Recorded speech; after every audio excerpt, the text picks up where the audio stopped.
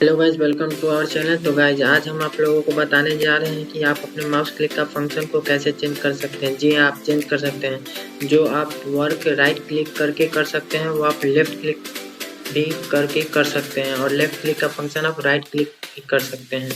तो चलिए शुरू करते हैं।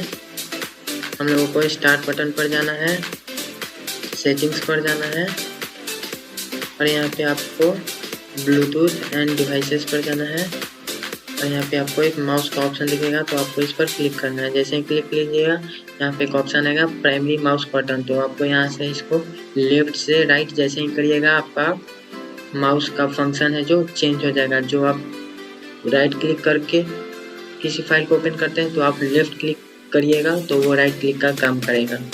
चलिए हम आप लोगों को शॉर्टकट में भी बता देते हैं। आपको यहाँ सर्च बार पर जाना है और टाइप करना है माउस। जैसे ही आप लोग माउस सेटिंग लिखिएगा यहाँ पे माउस सेटिंग आएगा तो आपको इस पर क्लिक करना है। जैसे ही क्लिक कीजिएगा आप लोग उसी विंडोज पे ओपन हो जाइएगा, और यहाँ से इसको लेफ्ट से राइट जैसे ही कीजिएगा आपका फंक्शन माउस का है वो चेंज हो जाएगा। Thank you.